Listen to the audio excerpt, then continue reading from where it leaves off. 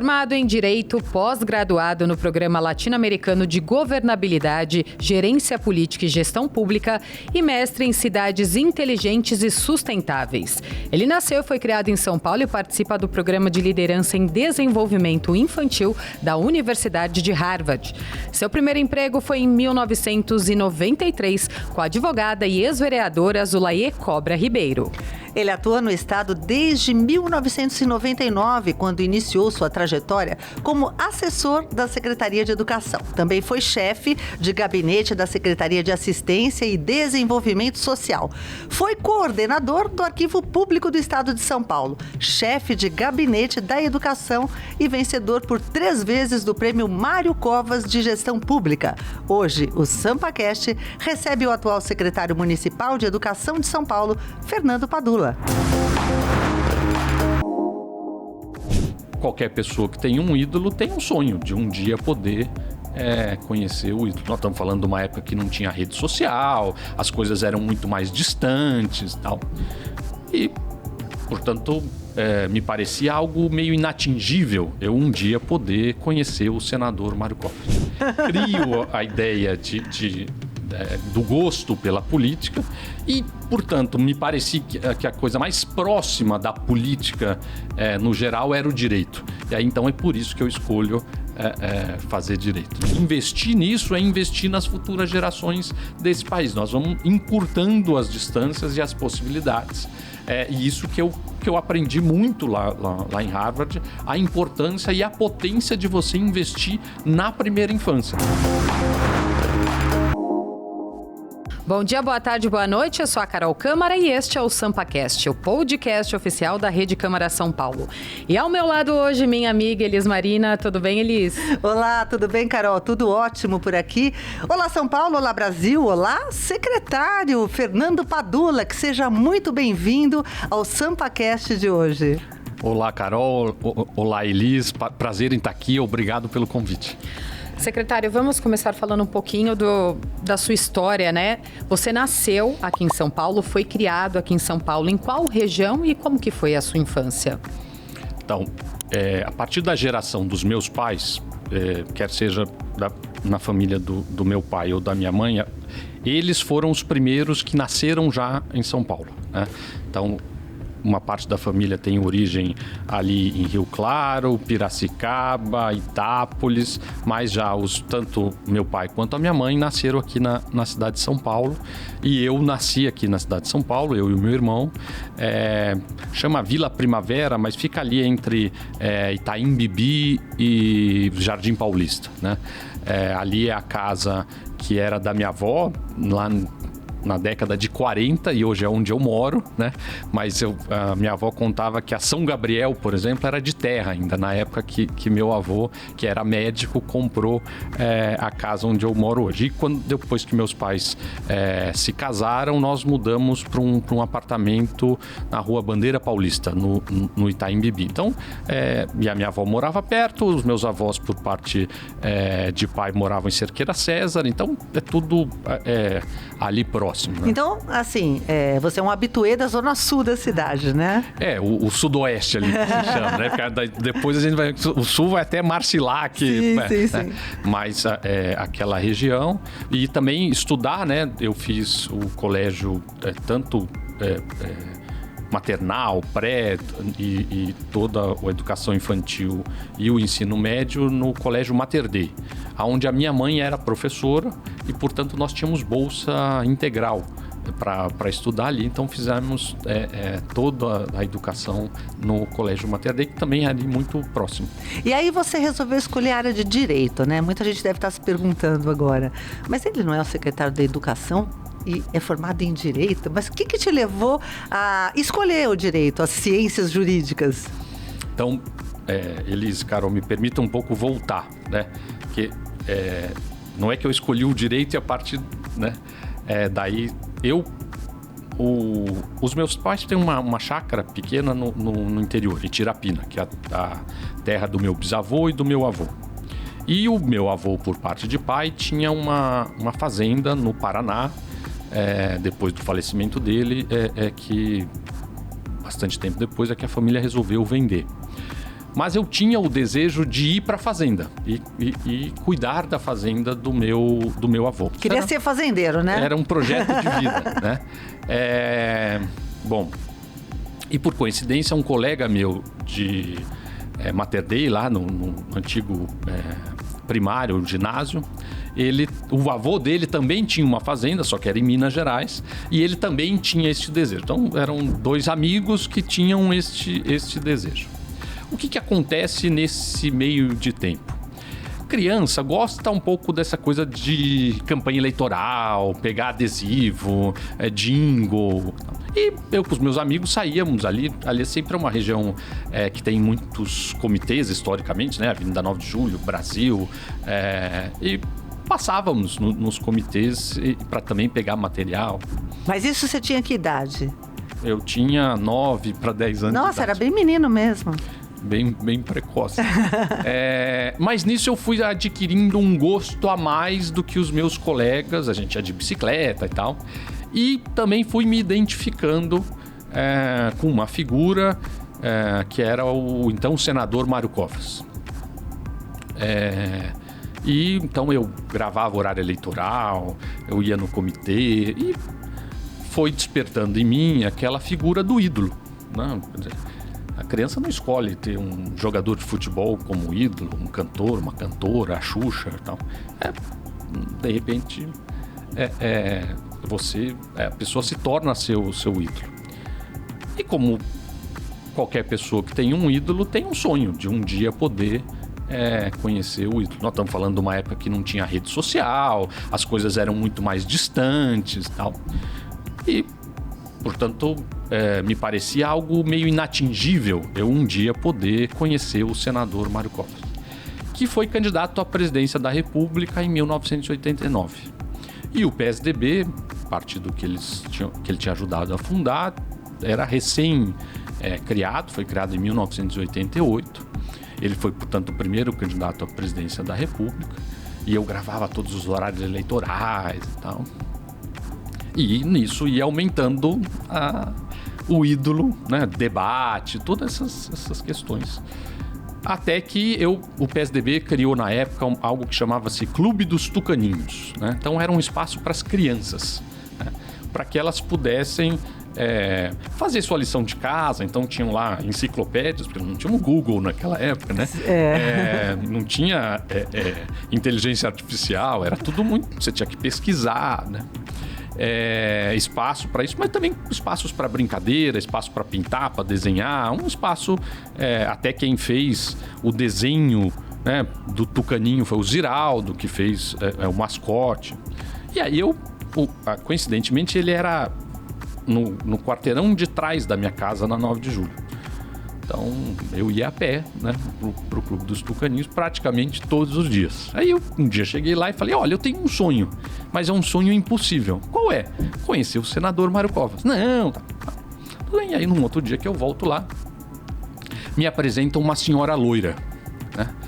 E aí eu vim a saber que essa senhora era a dona Lila Covas, a esposa do Mário Covas. Meio caminho andado. E era a presidente do Clube dos Tucaninhos. Aí me apresentaram a dona Lila, eu fiquei conversando com ela e falei que eu tinha esse sonho. Ela falou, não, mas é que agora o Mário tá correndo muito, o Brasil inteiro, não sei o quê, mas vai dar certo. Terminou a campanha, ele perdeu a eleição. Então, já em dezembro, toco o telefone em casa e aí eu atendo e falo assim, Fernando, aqui é a Márcia, do Clube dos Tucaninhos. Vai ter uma premiação do concurso de redação, que eu nem participei. E a dona Lila pediu para te convidar porque o senador vem. Então, mal dormi. No dia seguinte, era um sábado, botei lá minha camisetinha, minha bermudinha e fui lá pro Clube dos Tucaninhos na 9 de Julho. Daqui a pouco eu ouço aquele vozeirão vindo, o coração já dispara. Aí teve lá a premiação e tal. Quando terminou, foram me apresentar pro senador Mário Covas. E aí... Olha a minha ousadia, né? Eu apertei a mão dele e falei assim, senador, quando eu crescer eu quero ser igual ao senhor. E comecei a chorar, copiosamente. Igual que criança quando conhece a Xuxa.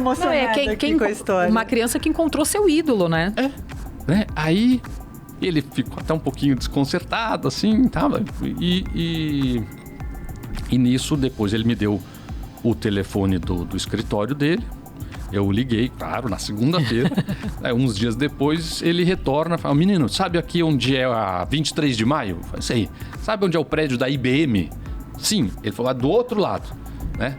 Rua Estela, número tal, conjunto G, bloco 53. Lá fui eu. Pedi pra minha tia, a avó, que morava na casa ao lado. Ela me levou de táxi, ficou lá esperando. Eu subi. E aí... me lembro, a Nora estava saindo com as crianças pequenas, a Renatinha, e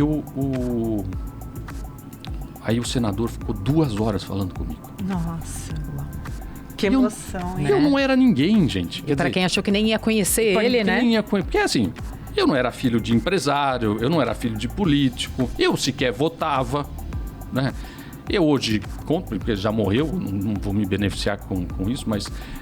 para mostrar o quão diferenciado era esta pessoa, esta figura chamado Mário Covas, né?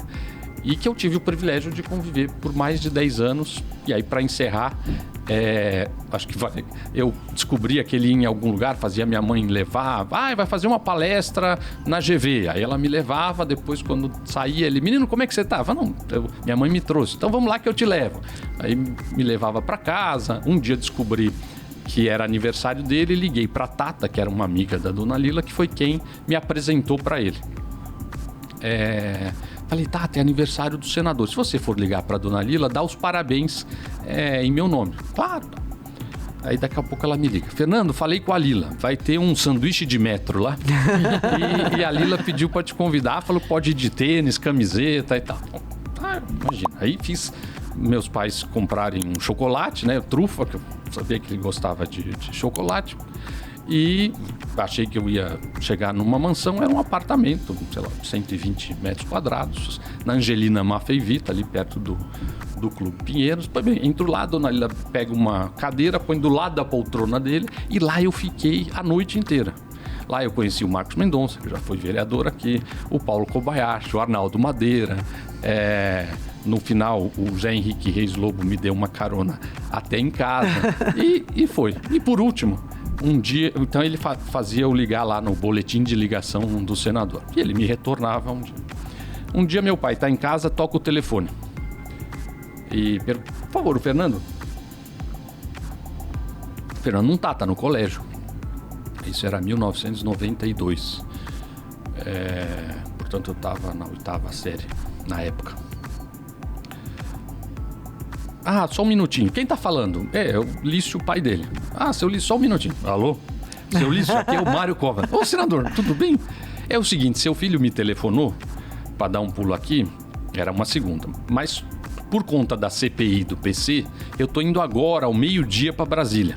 Diga a ele que na quarta eu telefono e na sexta ele dá um pulo aqui, tudo bem? Tudo bem. Desligou o telefone. Assustado. Assim, um dos homens mais importantes da política do momento, né? Ligando pessoalmente. Pra dar satisfação pra uma criança. O meu pai, assim, aquele moleque tá lá na escola e o senador liga pra dar satisfação. Não é? E daí na quarta-feira ele telefonou. E eu não sei se vocês lembram, mas a CPI do PC foi a primeira que foi televisionada exaustivamente, a pessoa assistia ao vivo o que estava acontecendo. Na quarta ele ligou, a gente ainda falou dos depoimentos dessa questão toda, e na sexta eu dei um pulo lá no escritório do senador Mário Covas. Então, isso tudo que eu falei para dizer o seguinte: aí me despertou este ídolo e este gosto. Eu abandono a ideia de ir para fazenda. De ser fazendeiro, aí, né? Crio a ideia do gosto pela política e, portanto, me parecia que a coisa mais próxima da política no geral era o direito. E aí, então, é por isso que eu escolho fazer direito. Desculpe eu alongar, Imagina. Mas será que para explicar como é que eu chego no direito? Mas você chegou a advogar? Não. Ah, tá. Eu nem fiz o exame da ordem, de tanto que eu achava que eu não queria ser advogado. Eu queria ter aquele conhecimento. E por isso você fez a pós-graduação em governabilidade e gestão pública, então? Porque aí, em algum momento, eu crio este gosto pela política e passo a participar do PSDB, mesmo ainda criança, mas participar de diretório zonal, né? Porque tem o diretório municipal, tem os diretórios zonais. Eu me lembro de vir aqui em discussões ainda sobre a criação de um diretório municipal, porque não se falava naquela época de diretório municipal e tal. Portanto, participei, ainda que sem ter a idade, da vida político-partidária, né? Tanto é que o meu irmão queria fazer 18 anos e fazia eu perguntar para o Mário Covas de uma lei de um projeto de lei que estava em tramitação para diminuir a idade para tirar a carteira de motorista, né? E eu queria era tirar o título de eleitor. E tirei aos 16 e logo em seguida me filio ao PSDB abonado pelo senador Mário Covas. Depois,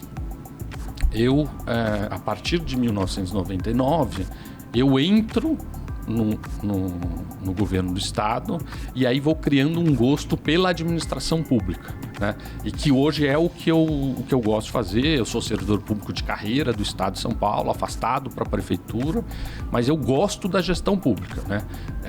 Hoje a política eu ainda tenho ela ali, mas não tenho essa vontade política. Hoje eu não tenho partido, não estou filiado a nenhum partido. Mas muita gente não sabe, né, Carol, que ele já se candidatou, Sim. né? Conta um pouquinho dessa história pra gente. Qual foi o cargo que você se candidatou? Como é que foi essa eleição? Que ano que foi?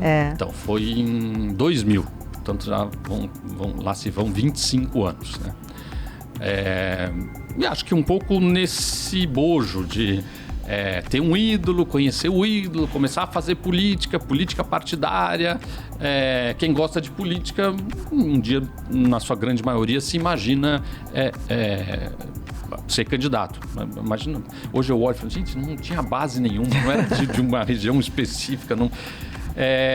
Mas acabei me aventurando, né? E em 2000, quem era o candidato a prefeito era o Geraldo Alckmin, que tinha transferido o título de Pindamonhangaba para São Paulo, que era o vice-governador do Mário Covas. E eu sou candidato a vereador aqui na cidade de São Paulo. Tive 7.530 votos.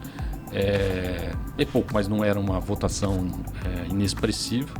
E tem uma curiosidade, né? Naquela época ainda não tinha GPS, então a gente tinha que andar com guia. E fui ao Jardim Pantanal, que à época reivindicava muito ter o CEP, né?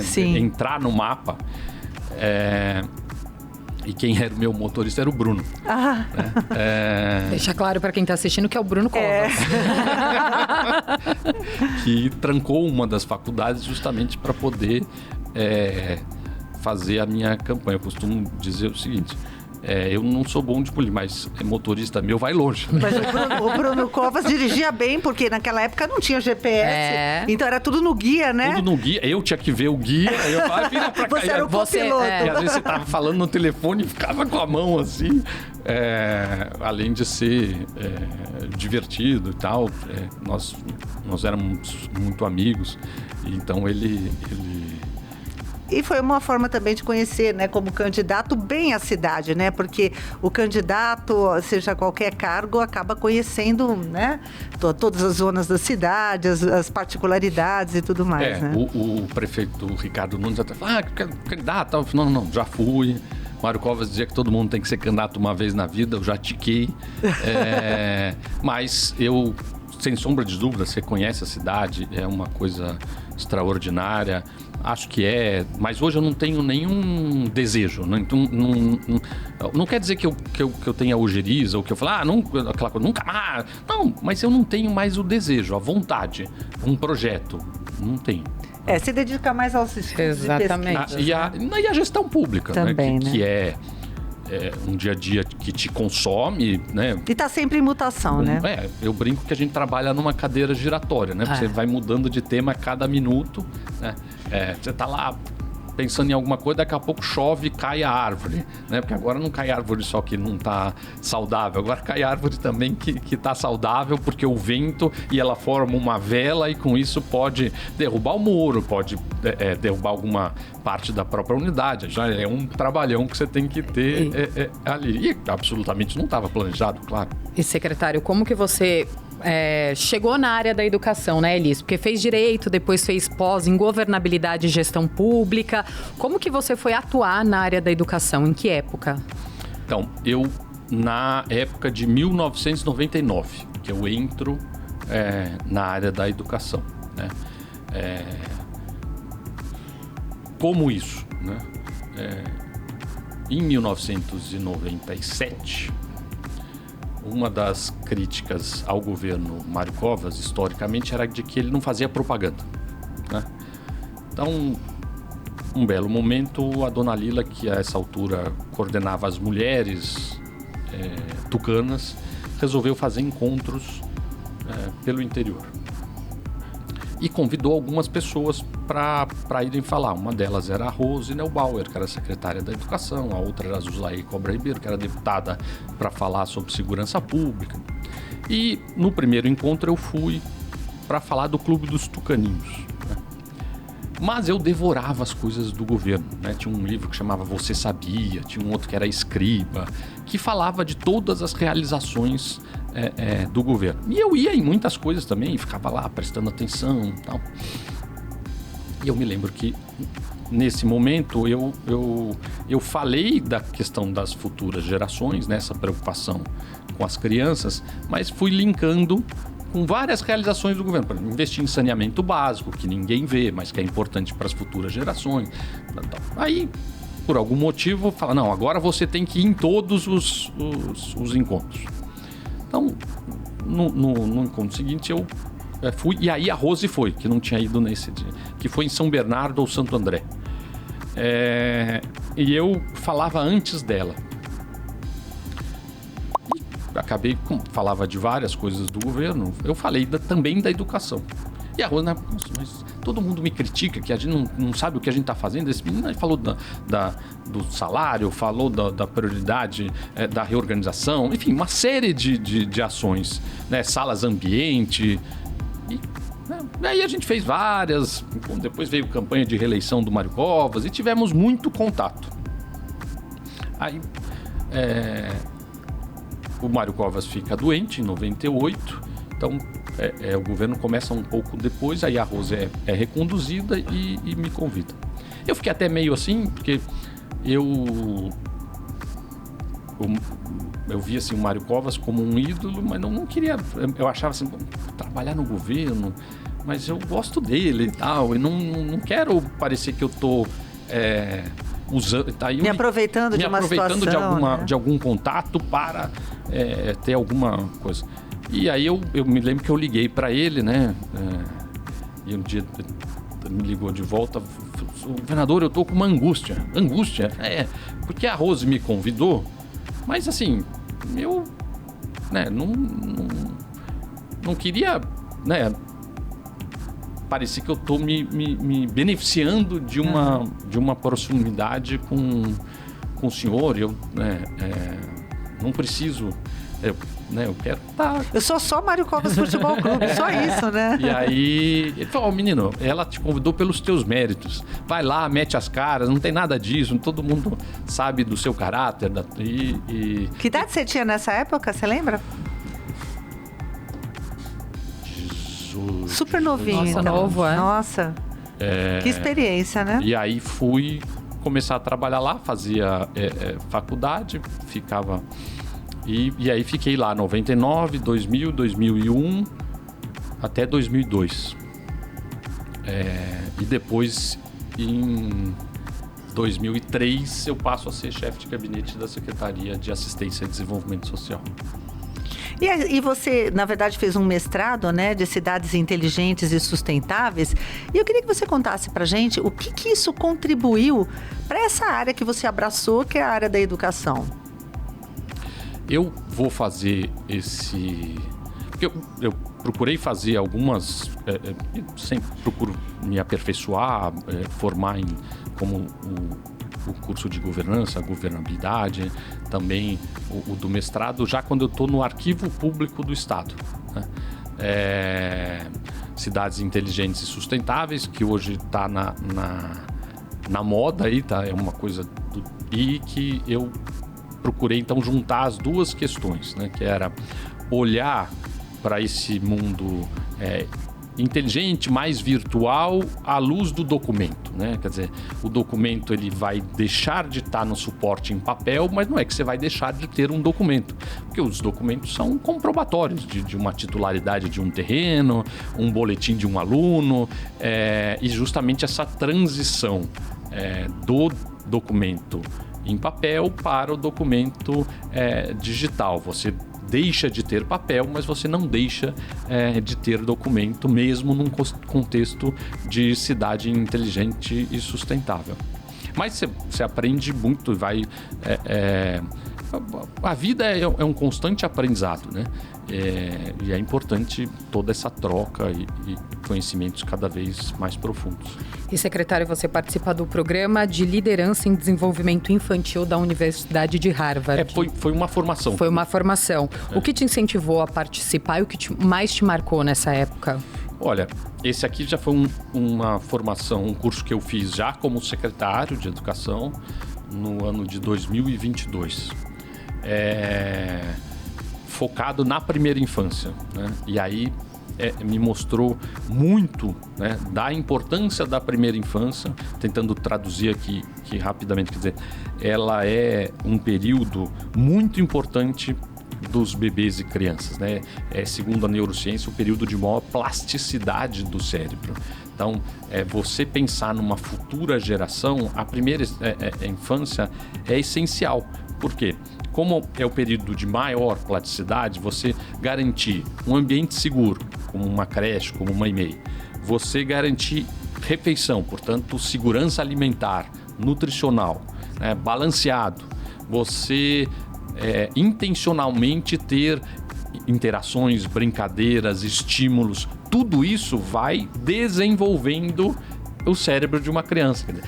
A creche, o SEI, ele não é um espaço apenas para a mãe poder ir trabalhar, né? Ele sim, isso é importante, garante à mulher esse protagonismo, essa possibilidade, mas ele é sobretudo um espaço de desenvolvimento humano, né? E que investir nisso é investir nas futuras gerações desse país. Nós vamos encurtando as distâncias e as possibilidades. E isso que eu aprendi muito lá em Harvard, a importância e a potência de você investir na primeira infância.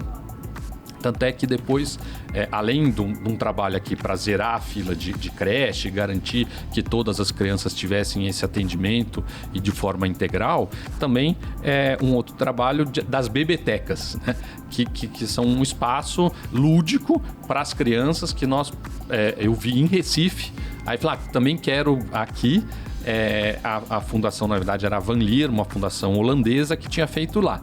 E eu falei, não, vamos fazer em São Paulo também. Eles fizeram o primeiro e depois nós fizemos em mais 11 CELs, totalizando 12, que o CEL já é uma política pública de décadas e que atende todas as gerações até os idosos. Mas faltava, e naquela época não se tinha essa agenda da primeira infância. Então nós trouxemos também a bebeteca para o CEL, trazendo a primeira infância porque a criança não precisa estar matriculada na creche para ir na bebeteca. Porque muitas mães falam, não, eu quero ficar...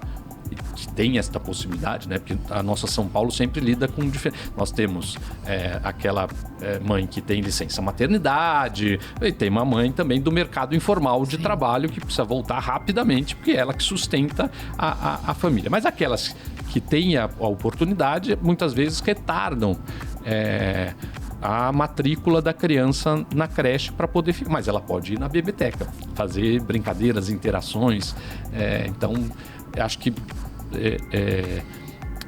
me mostrou, né, e numa formação, a importância da primeira infância e da primeira infância estar na agenda da educação. Claro que a educação já trata há muito tempo da educação infantil e que, vale lembrar, quem coordena a primeira infância na cidade de São Paulo é a Secretaria de Governo por meio da Secretaria Executiva. Mas a educação tem um papel importante nisso. Secretária Elis, nosso bate-papo está muito legal, muito interessante, né? Mas ainda temos muito a falar sobre a sua carreira, né? Só que a gente precisa fazer um rápido intervalo, então o SampaCast volta já.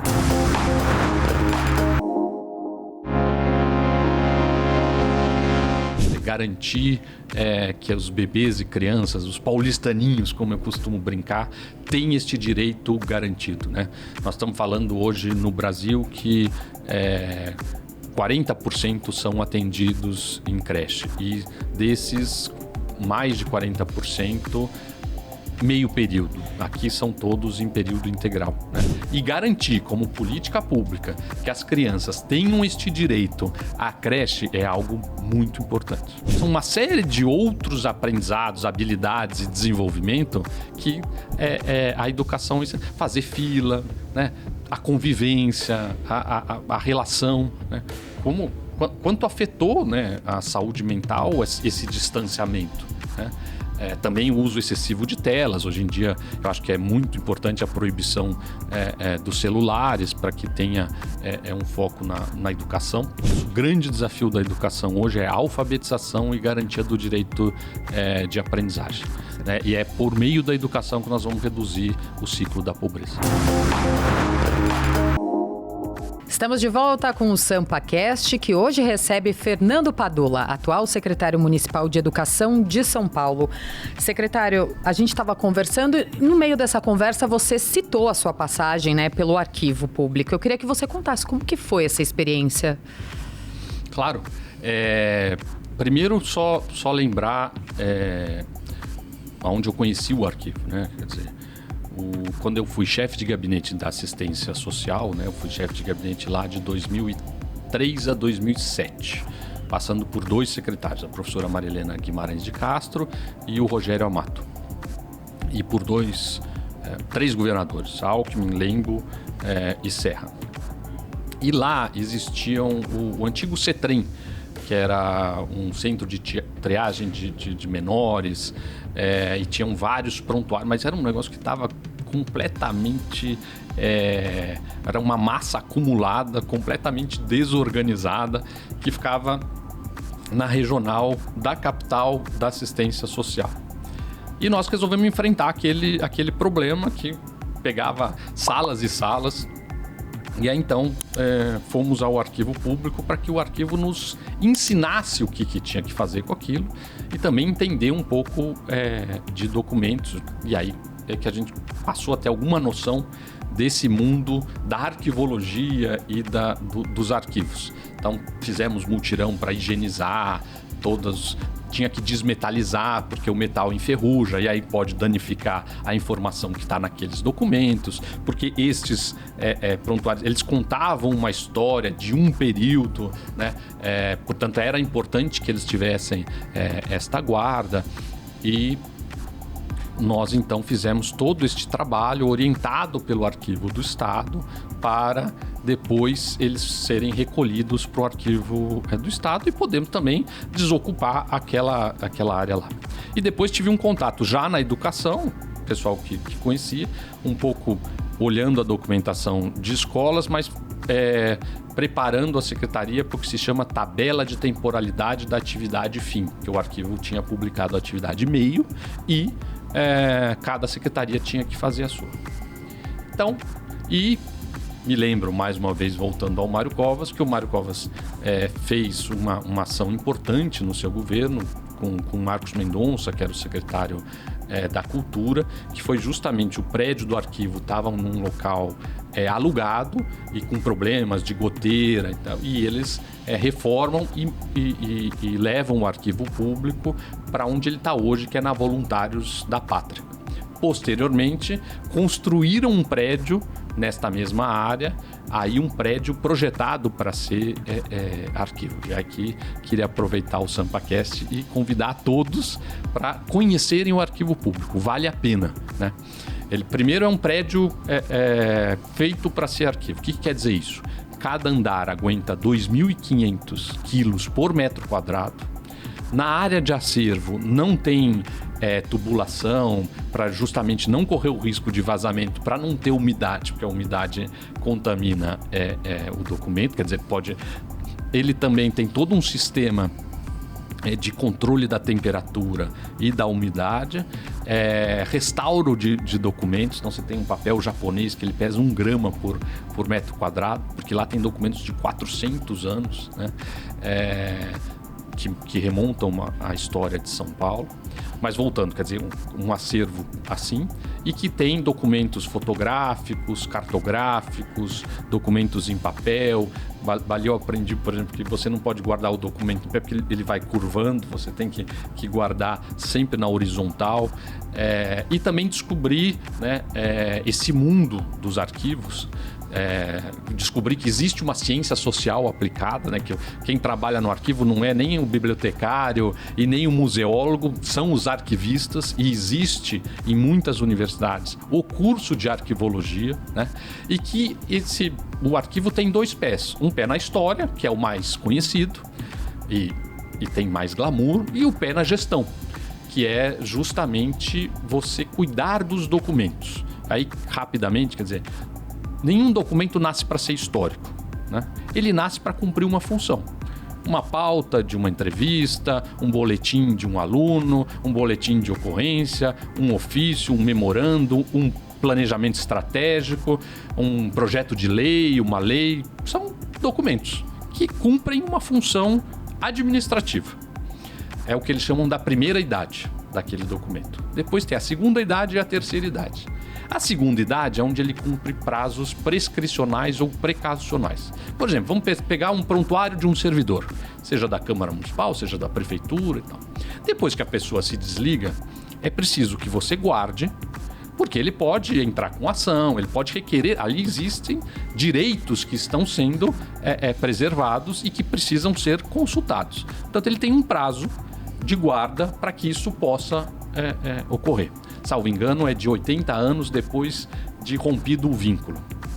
Mas ele não é um documento que você precisa guardar para sempre, né? Assim como, por exemplo, um contrato de limpeza.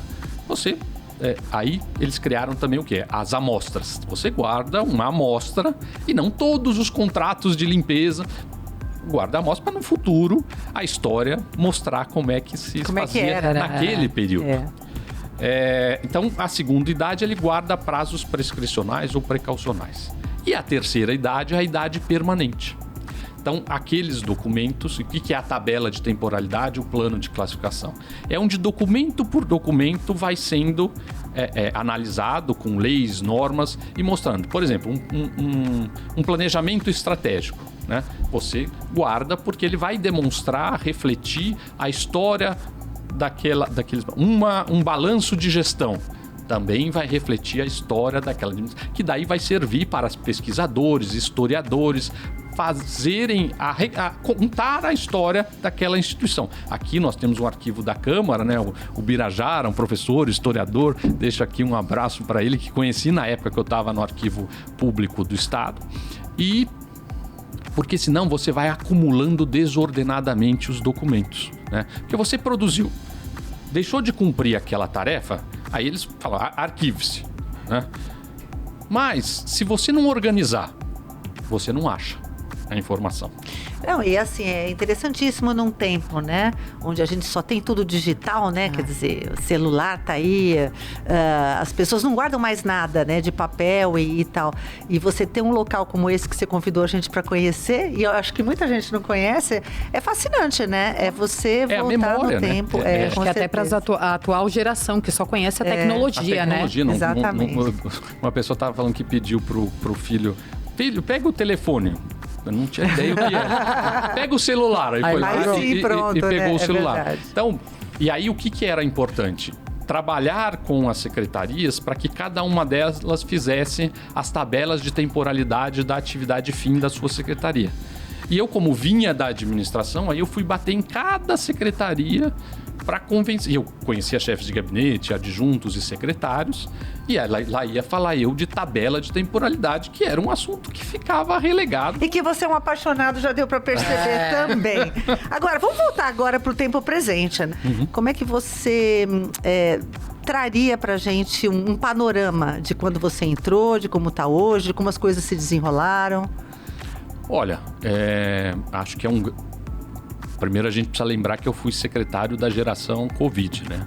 Sim. Portanto, tivemos que lidar com reabrir escolas. Não, primeiro assim, né? Criar um modelo online que ninguém sabia como é que podia funcionar, como é que iria... Se as crianças iam aprender. Lidar com algo absolutamente fora de qualquer sonho que alguém pudesse imaginar. Um desafio assim inacreditável. Desafio que eu me lembro, eu não consigo mais, que eu estava no meio da pandemia, que eu ia trabalhar lá no arquivo e pegava o metrô. Eu, às 6 horas da tarde, na estação Sé do metrô, e não tinha ninguém. Eu falei, gente, daqui a uns anos eu vou contar isso e ninguém vai acreditar. Você fotografou? Porque ninguém vai acreditar. Mas o metrô deve ter alguma imagem lá. Mas, então, essa questão da Covid, o que eu acho que vale a pena resgatar? Fila de creche zerada. Quer dizer, garantir que os bebês e crianças, os paulistaninhos, como eu costumo brincar, têm este direito garantido, né? Nós estamos falando hoje no Brasil que 40% são atendidos em creche. E desses, mais de 40%... meio período. Aqui são todos em período integral, né? E mais uma vez, voltando à neurociência, ela mostra que a criança que tem as interações, a alimentação, as brincadeiras com intencionalidade pedagógica tem 25% mais de chance de se desenvolver na vida. Então, acho que isso é muito importante e que a gente fala sempre da São Paulo rica, tá? Mas São Paulo é muito desigual, né? Nós temos bebês que voltam na segunda-feira com a mesma fralda que foram na sexta. E não é por negligência da mãe, é por falta de recursos, né? Então, temos que lidar com essas duas situações e garantir, como política pública, que as crianças tenham este direito à creche é algo muito importante. Eu, fazendo gancho com isso, acho que São Paulo tinha historicamente 2 grandes problemas. Um era a fila de creche, chegou a ter 150 mil bebês e crianças na fila, está superado. E o outro era problema com material e uniforme escolar.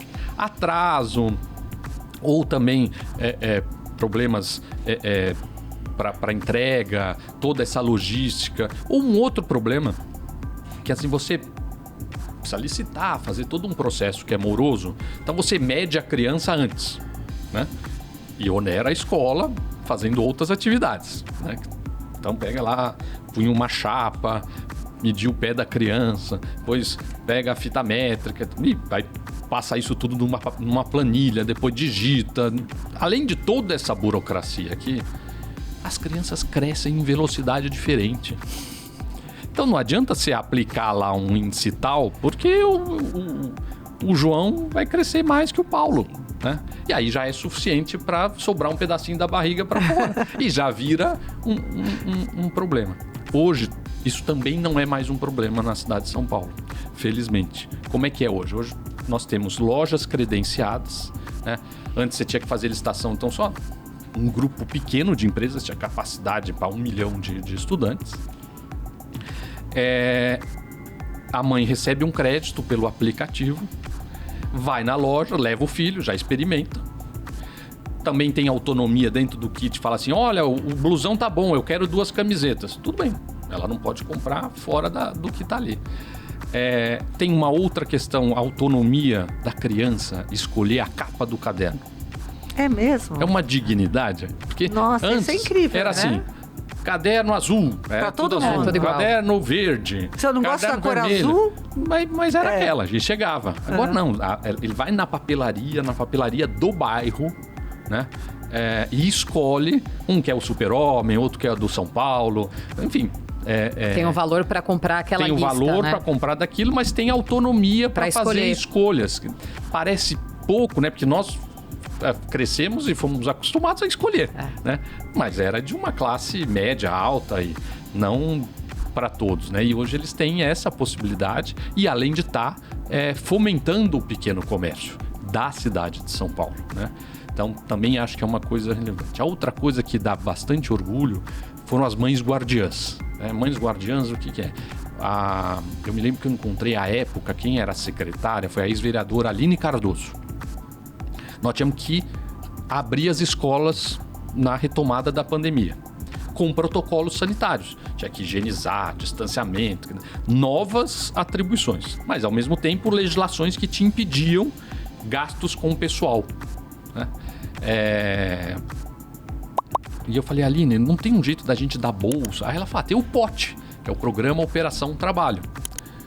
Então, assim nasceu o programa Mães Guardiãs, que elas eram guardiãs dos protocolos sanitários e dos próprios estudantes. Então, nesse primeiro momento, foi aqui. 2 anos depois, nós ressignificamos o programa, com mães desempregadas de filho da escola pública, mas elas passaram a ser agentes de busca ativa. Então, elas passam nas salas, verificam quem não está presente, aí olham os grupos de conversa e a mãe avisou que foi a médica, a mãe falou que hoje é... Aí, tudo bem. Não deu notícia, a mãe guardiã manda uma mensagem. Não conseguiu um retorno? Liga. Não conseguiu? Visita as casas. Nós tivemos agora a menor taxa de evasão dos últimos anos, quer dizer, 0,6%. É interessante tudo isso que você está falando, porque quando a gente fala em educação, né, a grosso modo, todo mundo já pensa o quê? Em conteúdo, nos professores, no aprendizado, mas vai muito além, né? Todas essas particularidades que você trouxe aqui fazem parte desse complexo que é a educação, que eu diria que é a grande base de uma sociedade, né? Se você tem uma educação que funciona, o resto vai funcionar um pouco melhor, né? Com certeza. Eu costumo, falando da pandemia e pegando, por exemplo, a educação infantil, né? Porque muito se fala dos atrasos em língua portuguesa, matemática e tal. Mas como é que você vê uma criança que não passou pela creche, pelo SEI, e chegou na EMEI? Ainda usando fralda, quer dizer, não desfraudou, né? E sem autonomia para se alimentar. Porque isso, elas aprendem na creche, né? Então, são uma série de outros aprendizados, habilidades e desenvolvimento que a educação, fazer fila, né? A convivência, a relação, né? Quanto afetou, né, a saúde mental esse distanciamento, né? Também o uso excessivo de telas. Hoje em dia, eu acho que é muito importante a proibição dos celulares para que tenha um foco na educação. Então, eu diria lá que a Mães Guardiãs foi muito, muito importante. Acho que é uma política pública que veio para ficar. Começou com um protocolo sanitário, migrou para a busca ativa e agora é algo que veio para ficar. Um secretário que teve aí uma história desafiadora, né? Exatamente. Infelizmente, a gente está quase caminhando para o fim do programa, né, Elis? Chegou o momento do nosso ping-pong, secretário, com perguntas e respostas rápidas. Está preparado? Tô. Só dizer uma coisa, claro, muito resumida. Eu acho que o nosso grande desafio da educação hoje é a alfabetização e garantia do direito de aprendizagem, né? E é por meio da educação que nós vamos reduzir o ciclo da pobreza. E qual que é o seu lugar preferido na cidade de São Paulo? Não tem um preferido, porque assim, eu gosto da vista de São Paulo do alto. Então, qualquer lugar que me permita isso. O arquivo tinha isso, eu conseguia ver São Paulo inteiro. Então, o que eu gosto é de ver essa cidade. Aqui? Aqui não, vocês no me alto levam da depois? Câmara? vamos providenciar, Mas eu adoro qualquer lugar que te dê alguma vista de São Paulo. É a coisa que mais me apaixona. Se São Paulo fosse uma palavra, qual seria? Acolhedora. E se a educação fosse uma palavra? Essencial. Defina política numa palavra.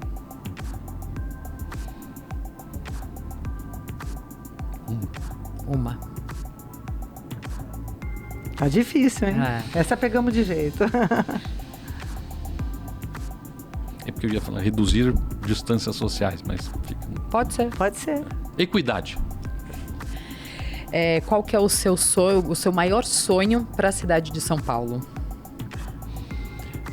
É na área da educação, que é ter uma cidade que garanta o direito de aprendizagem de bebês, crianças, jovens e adultos. Para eles serem cidadãos autônomos. E secretário Padula, se você pudesse voltar no tempo e conversar com o Fernando Padula de antigamente, o menino, aquele que teve coragem de ir lá procurar o Mário Covas, o que você diria para ele? Não desista. E qual que é a mensagem para os jovens de hoje? Acho que é nessa linha também, de não desistir. Porque eu vejo, por exemplo, os nossos estudantes do 9º ano, eles querem muito entrar na ETEC, né? Fazer o ensino técnico em diversas áreas. Então, não desista, se prepare para isso, né? Para isso é importante a alfabetização, para isso é importante o direito de aprendizagem, porque o vestibulinho vai cobrar isso deles. Então, não desista, e nós, da área da educação, professores, diretores, coordenadores pedagógicos, temos que garantir este direito para os nossos jovens. E o que é que você gosta de fazer no seu tempo livre? Pode ser um cinema, enfim, o que é que você gosta de fazer? Passear pela cidade, viajar? O que é que você gosta de fazer no seu tempo livre? Eu gosto bastante de viajar, mas eu diria que a coisa que eu mais gosto é estar com pessoas. Então, as outras ações são para garantir que eu esteja trocando, falando, sabe? Independente de terem sido amigos já de criança, de faculdade, ou pessoas que eu fui descobrindo ao se longo relacionar, encontrar pessoas. Eu, sabe, até hoje recebo convite para ir lá no Grajaú, do pessoal que trabalhava como motorista na assistência social. Aí eu vou. Então, sabe, estar com gente é o que me dá prazer. E, secretária, agora uma dica cultural para quem está acompanhando. Pode ser uma série, uma música, um passeio, não vale o arquivo, que você já fez esse convite. Acho que o Museu Catavento. É um lugar bastante interessante, né? Você já foi, Carol? Ainda não, preciso levar meu filho, Museu inclusive. da Língua. O Museu da Língua Portuguesa também é um belo lugar, né? Então, essa é a sua dica cultural. Bom, acho que nós ficamos por aqui por hoje, né? Secretário, gostou de estar aqui com a gente? Eu gostei. Relembrar a sua história. E a gente nem falou dos prêmios, que ele ganhou vários prêmios. Inclusive, faltou tempo aqui. Um com o nome do Mário Covas, né? Que seu grande ídolo. É uma honra, né, receber esse prêmio. Pública, porque, não sei se dá até mais rapidamente. Dá, sim. Um deles eu me lembro que quando eu volto para a educação, né, na minha segunda encarnação aí como chefe de gabinete, um dos grandes desafios é que as escolas precisavam... Na área de limpeza, estavam com pessoas contratadas pela APM, né? E então nós fizemos um trabalho todo para garantir a terceirização da limpeza e não mais contratar via APM. Então isso foi um processo longo, né? Para acabar com aquele modelo de passar dinheiro para a FDE passava para a APM contratava a pessoa, depois entravam com ação contra a APM, que são os pais de alunos, né? E aí criar todo um modelo de gestão para ter a limpeza das unidades escolares. Tem uma mensagem final? A mensagem final, acho que eu queria me dirigir a todos os pais responsáveis pelos estudantes, pedindo que acompanhem a educação do seu filho.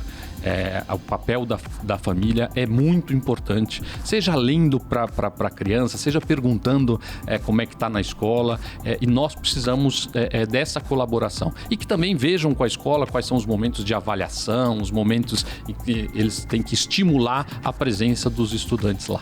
Secretário, muito obrigada pela participação aqui no SampaCast. Eu que agradeço. Elis, obrigada pela sua companhia. Foi muito bom estar aqui com vocês hoje, muito legal.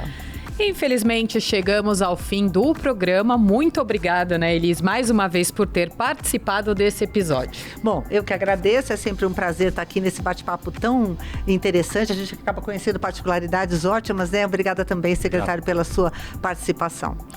E é isso, esse foi o SampaCast de hoje. Semana que vem tem mais. Continue acompanhando os conteúdos da Rede Câmara pela TV Câmara São Paulo, pelo portal da Câmara e também pelas nossas redes sociais. Não se esqueça também de se inscrever no nosso canal no YouTube. Rede Câmara São Paulo, sua conexão com a política da cidade. Tchau, pessoal. Tchau.